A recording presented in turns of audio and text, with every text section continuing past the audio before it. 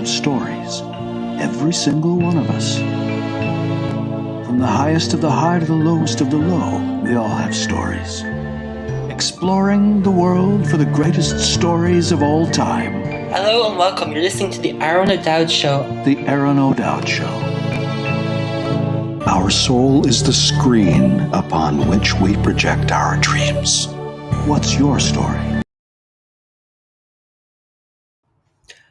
Hello and welcome everybody. It's another incredible week of awesomeness. We got some alpha stories on the way from sports to Need for Speed. Are you ready to set go? Because this individual has gone from boxing to GAA, which is, if you're across the pond in America, it's Gaelic Athletic Association. Football, which we call in Europe football, but the Americans call it soccer. And I think he's doing CrossFit. We'll have to find out soon. Hello, welcome to the show, Shane. How are you doing? Mulgrew. Yes, Aron. I'm great. Thanks for having me. Yeah, excited to have a good chat. Yeah. What fuels you to do the sport you do, man? Great question. What fuels me? I actually don't really know what fuels me, other than I'm just very much aware that I crave sort of like competition. I crave like put my body through that sort of element of struggle and pain. So I think that's why I do it. I really do enjoy that. I love like at the end where you're sort of really exhausted, your body has been through something really difficult, and I just love that aftermath feeling. It's sort of like a drug almost. You sort of crave that every single day, you know. I know, it's that adrenaline drug. You just, people think, why are you a junkie Aaron of adrenaline? Because you just get that good feeling of like, oh man. Yeah, exactly that, and I think it's sort of with all the different sports. I'm sure we'll have a chat about that. Once you're consistent, it sort of becomes like a habit. It comes out like a part of your life almost, and it's sort of like when there's obviously days where I'm not on point. I'm inconsistent, and you definitely do feel like you've missed something that day or those couple of days, for example. So I think that's something that's really important to me is staying consistent, just to put my body through that. It really gets a great feeling from it, you know. When did you join sports, Shane? A very young age. It's sort of in my family. Obviously, you mentioned GAA, which is Gaelic football. It's an Irish sport. That's something that's heavily I was brought up in. All of my family members, uncles, cousins, everybody through the years all participated in pretty decent level Gaelic football. It's obviously got a wee bit broader over the years. We expanded. I think there's a few clubs running around America there as well, Australia and these places. But yeah, from I was able to walk, I was kicking a ball. I'm obviously a very advocate Manchester United fan. I know you mentioned soccer. So playing soccer and Gaelic from a very young age, I played both sports. There was even weekends where I would in the morning I would play soccer, and in the afternoon I'd play a game of Gaelic as a young person. So I was just obsessed. And where did you grow up in Ireland? In the north of Ireland, so County Tyrone. It's a wee village called Castle Caulfield, which is about 2 mile from the main town, which is Dungannon, and another village called Donaghmore. So that's where I sort of originate from. So you're the Tyrone footballer who everyone craves in the town, right? I would like to have thought so at one point. I would say now I'm sort of touching on 37 here, so I would say at one point I was definitely a guy that sort of like I sort of like take the sport pretty naturally. So I was sort of that guy that any sort of activity that I took my hand to, I was sort of naturally good at it, or kind of good at it. But yeah, I was always that sort of sports guy in my school, always doing pretty well. But I'd say nowadays I'm a wee bit older. I have to choose my sports wisely, you know. What when we're kids, we watch the stars. We want to be like them. Was there a particular superstar you wanted to be when growing up? Another good question. I think it was probably around Gaelic and soccer again. So obviously in Tyrone, Peter Kennevan. He was and from my eyes, he is the greatest that's ever played the sport. So he was just someone that once I started playing Gaelic football, I just aspired to be him. He was the greatest player. In soccer, I would say obviously another Irish countryman is Roy Keane.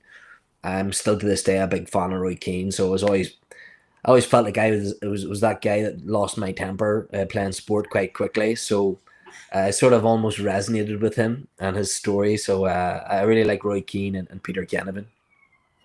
You fire on the pitch, and I wouldn't think that, you know. Yeah, I'm a wee bit more calm and composed nowadays, but yeah, I think I was a bit of a loose cannon from time to time when I was playing sport. And where did you play on the field? In soccer, I was a defender. I was 11 years of age, and the manager asked me what foot I played with. I was left-footed, so he put me into left back, and that's where I stayed my entire career as left back. And in Gaelic football, I'm a forward, so I always played like number 11 or number 14, which is sort of the guy that pulls the strings and tries to score as much as he possibly can. So soccer and Gaelic a wee bit different in terms of my positions, but yeah, I suppose it just once I was there, I stayed there. You know, I moved from rowing into triathlon, and the one thing I found wasn't the conditioning, but the skills. But in those both sports, were the skill set the same in some way?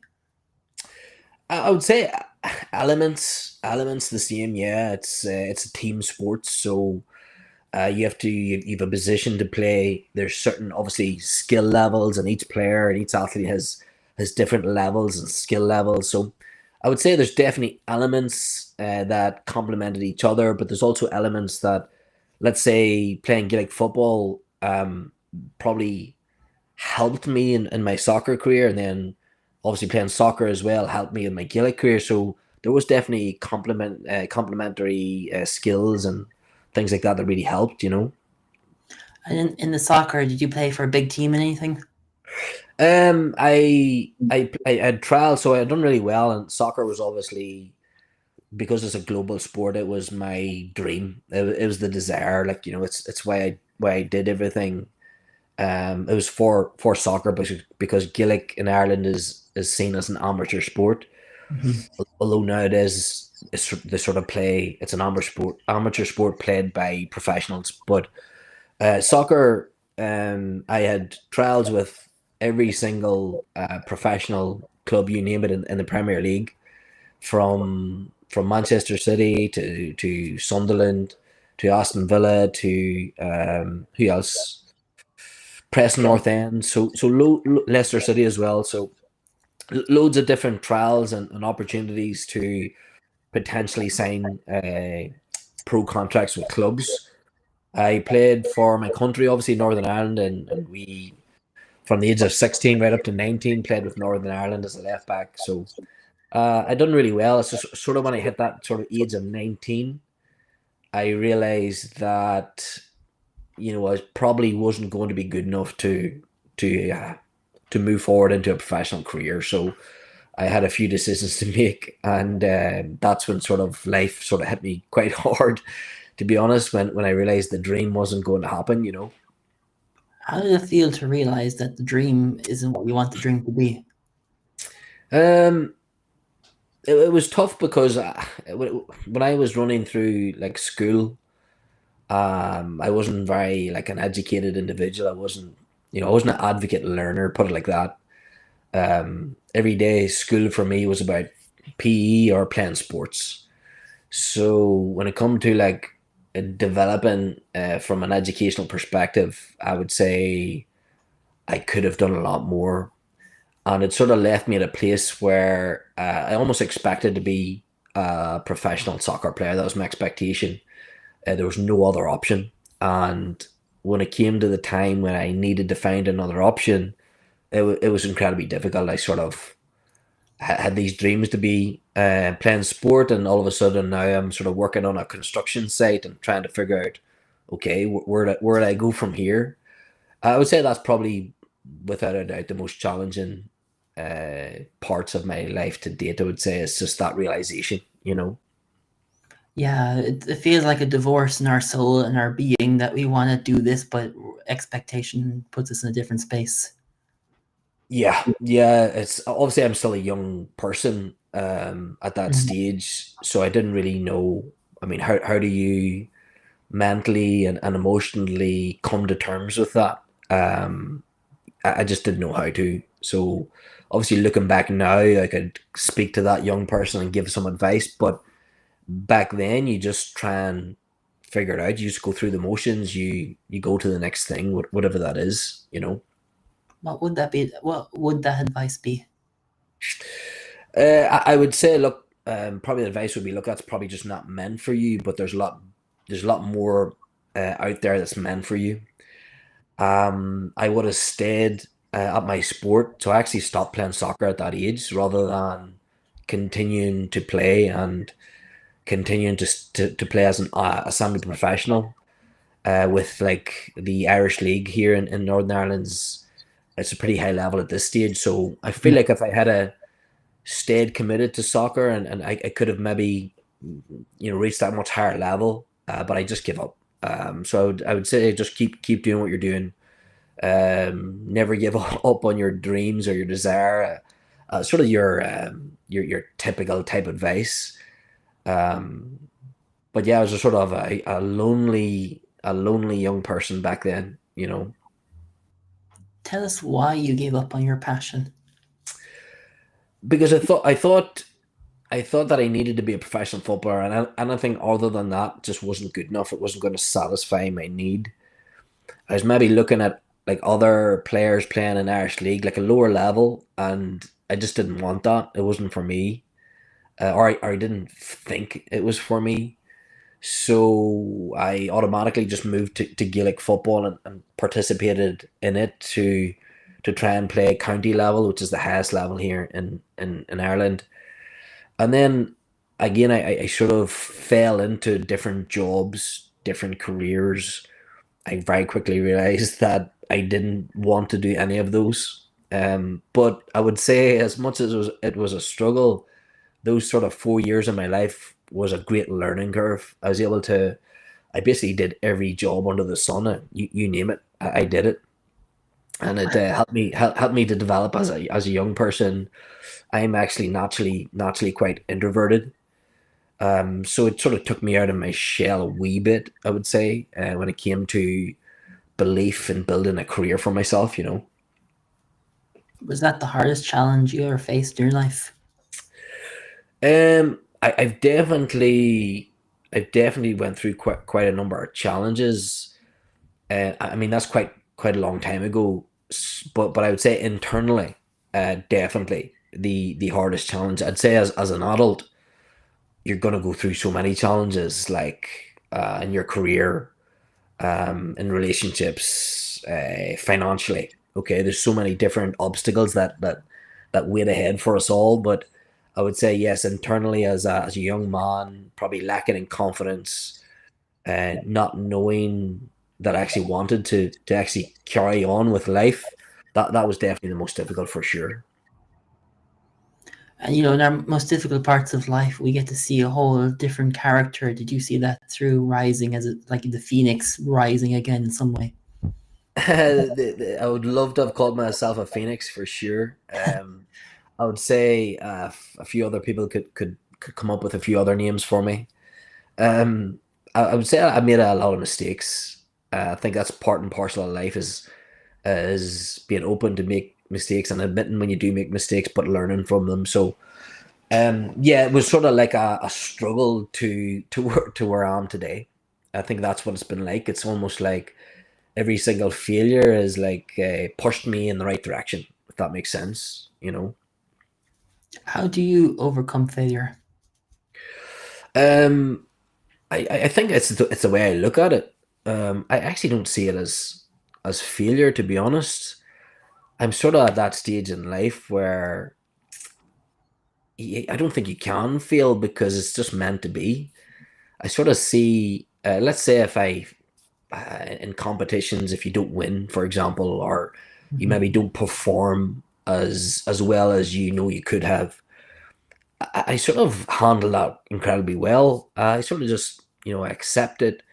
I tell myself that, it was meant to be, and I'll improve and get better the next time. So I think at the moment, definitely in today's, and sort of what's going on in my own life, I think I handle failure and even finishing second. If I handle it really well, it's not that I want to. I'm very incredibly competitive, almost too competitive sometimes. But I think that's something I've learned through the years as maybe being a young, immature adult. Like these failures are actually important. They're almost the making of you as an athlete or as a person. They build a strong character, and I think that's been a really important learning curve for me. When you say competitive, how competitive are you, man?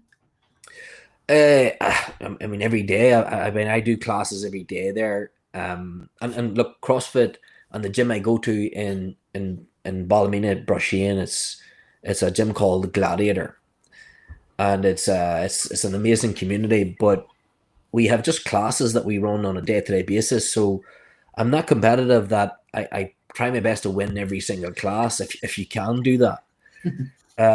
So it's the wee things that push me forward, and I think if you're coming in with that attitude, that mentality, I mean, I can only improve at what I'm trying to do. So it's not that you get any reward for finishing first or finishing fastest or anything like that. You don't, but it puts my body through something incredibly difficult, and I know come the end of that exercise, that activity, I know I'll be better for it.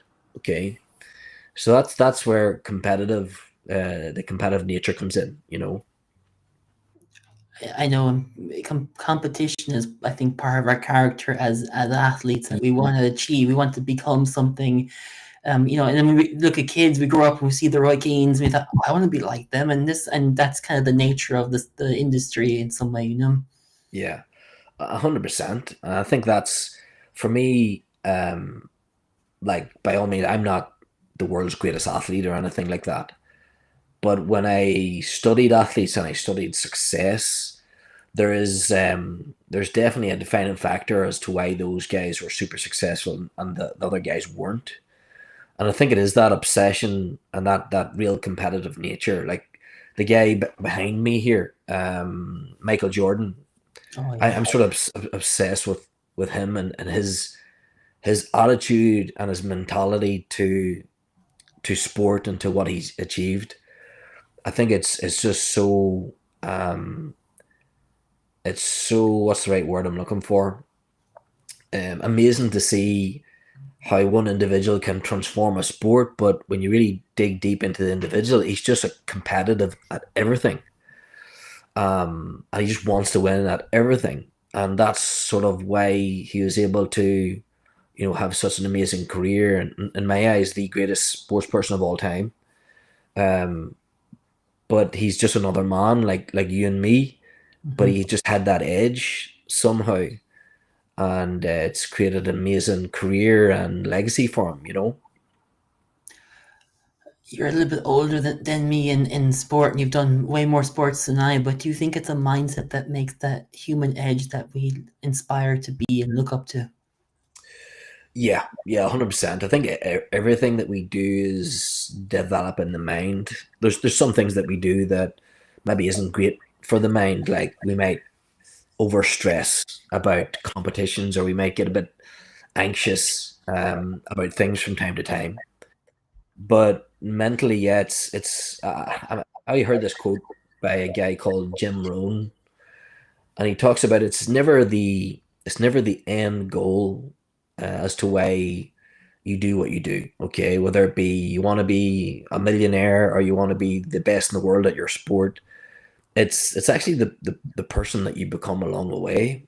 I think that's what I realized is through all these ups and downs, all these challenges, I've been sort of unknowingly developing myself as an individual, as an athlete, as a person, as a brother, as a son, through the years. And I think where that competitive nature and that mindset comes in. It's just really carried me all these years through those great times and those tough times, you know.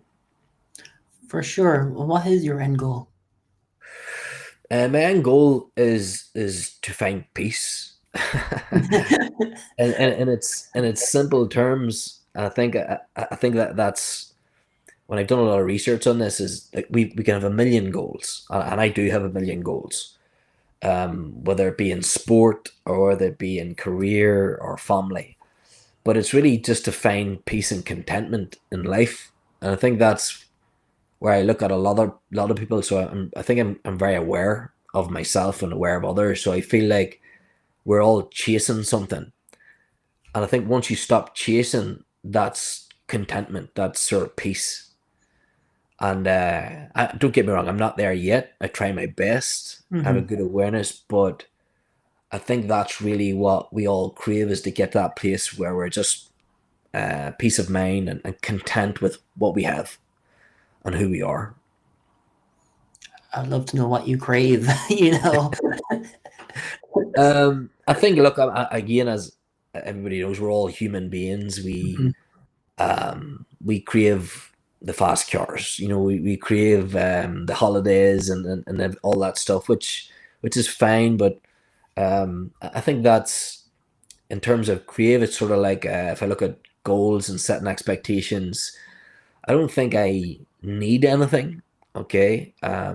But I just sort of crave progress. I want to, as a man, I feel like I want to always be able to provide. Okay. So whether I'm, you know, in the competition floor performing, I want to be able to help my team, to provide a successful result.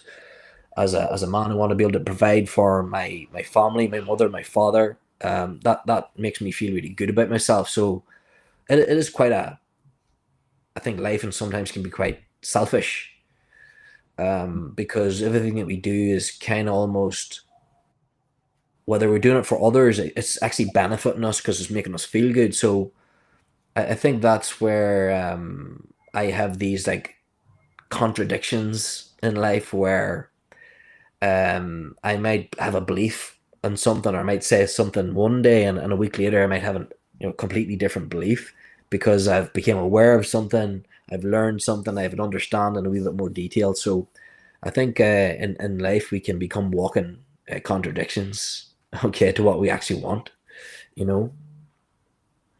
I totally get it, and I know it, you know, but I sometimes wonder, in sport, are we already achieving a piece in that flow of racing and training, because we're pushing our body to the limit, but yet in that limit we have this bliss piece running through it. And you and I know it, because, and other athletes in sport know it, because you're doing it day in and day out, like breathing.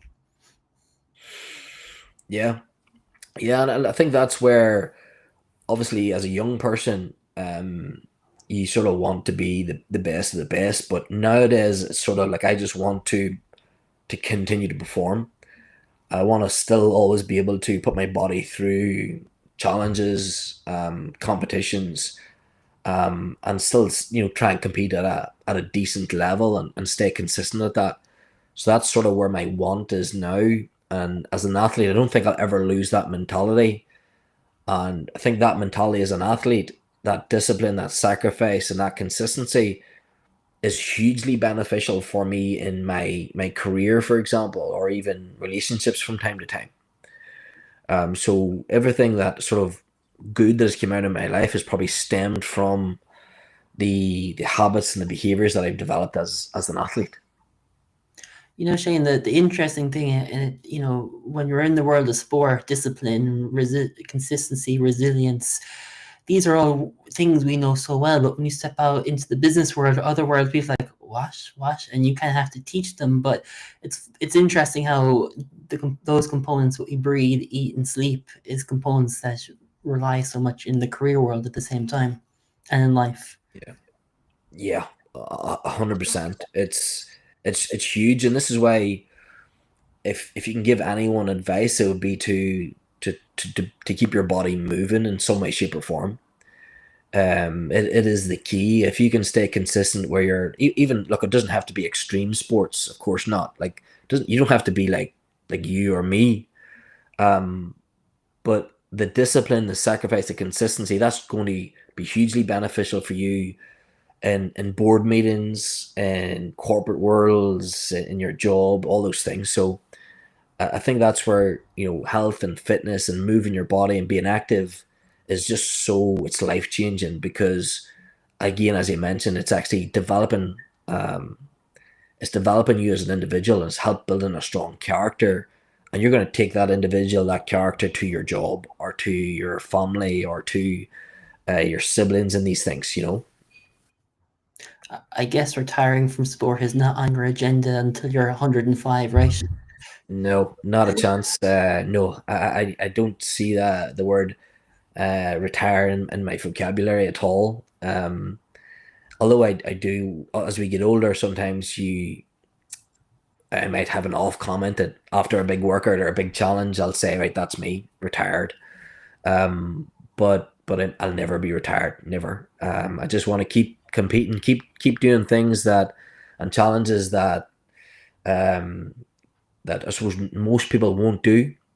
There's still probably loads of sports that I haven't tried that I want to try and compete in. So I'm just excited for the journey along the way. If you could pick a sport you'd love to try out, what would it be? I actually would love to. It's not a triathlon. Um, it's basically all the sports amalgamated into one. I forget what it's called. Oh, wow. I forget what it's called. It's kind of like a triathlon to an extent. I would like to do that one day. Put my body through that extreme. I think it's like running, cycling, swimming. There's a variety of other things involved in it. But I would like to put my body through that. At some stage, I googled the hardest, toughest race in the world one time, and I think it's a race that starts off in Monaco. I think it's not Monaco. Where is it at? Some of them countries, right? But it's basically you have to run through the desert, basically. Oh, So it's like almost like a marathon through a desert, and you go through these different challenges. It's like the toughest race in the world globally at this stage. So I googled that one time. So that's how severe sometimes I get, where I just want to try a new challenge or try something new or put my body through something extreme. And then I might lose that bit of a want and just go back to my normal competition. and what's your dream and plan for the coming year? You got races that you're looking to do and train for? At the minute, I've got one competition coming up in July. It's like a 4-person event, so I have a team of 3 other athletes with me. But every year in CrossFit we've got what we call as an open, so I'll always compete at that. Obviously involved in Hyrox as well. Made the World Championships there last February in France.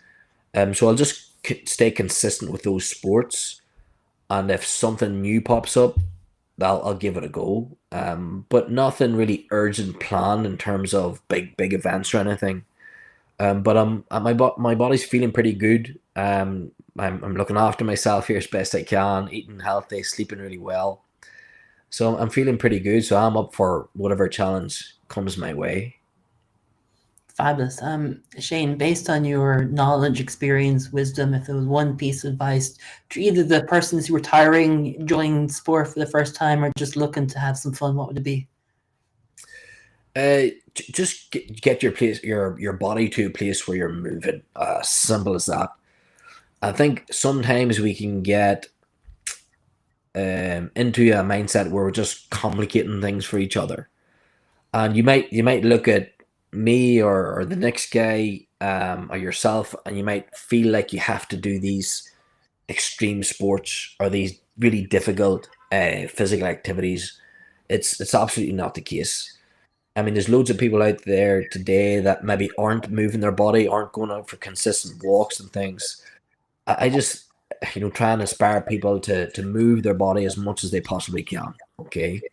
That's the key, because you're getting that blood flow around the body, you're getting that oxygen into the body. It's so beneficial from a health perspective, which means it's beneficial for the longevity of your life. I just think we've got this one body to live in for the rest of our life, so we might as well look after it. Fantastic, man. Where can we find you? You'll get me just on normal social media. So you've got Instagram, which is at Mulgrew1, Facebook, same again, LinkedIn, those sort of social media platforms. Again, anybody reach out, touch base with me, happy to help and support through anything at all. Cool. What's the biggest trophy you ever won? Biggest trophy? Yeah. Probably playing Gaelic football was the All Ireland. So it's the vocational Ireland at my age group. So it's the only top award that you can win as a team. Individually, it was probably making the I made the semi-finals of the CrossFit World Championships there recently, and that was a decent performance. And then obviously I made the World Championships of Hyrox as well. So probably a mixture of those, I would say, have been the biggest. And if you could talk to your inner child and say, "Hey, buddy, what was the favorite race you raced in?" Favorite race, or game, or whatever comes to your mind. To be honest, I would say there was one game that comes to mind, where I ended up being a bit of a clutch player, where we were at level, playing a game of football. We were at level, and the other team had just missed. Okay, they just put a point wide in Gaelic football. I still have the video, but it's the last kick of the game. I catch the ball, take on my opponent, and obviously get the point, get the score. So it's the last kick. I'll never forget that moment, because it's not just me that's happy, it's the team, the management. But I looked at, I turned around and looked at the crowd, and it was the joy that it brought all the spectators, the team, that they were supporting our team. So I think I'll never forget that feeling of being the guy that scored the winner. Fabulous. Shane, it's been a blast, man. We could spend hours just talking about performance and high performance in sport and all the races, and it's been a blast, man. Thank you so much for sharing. Thank you so much, Aron. I really appreciate it. Love what you do. Keep doing what you do, man, and let's definitely keep in touch for sure. Fantastic. There you go. Get up, move, shake all those sticking stones, don't break your bones, because that'll get you to getting to move, getting to perform, and it just shows you keep moving, keep being consistent, because we gotta love what you do.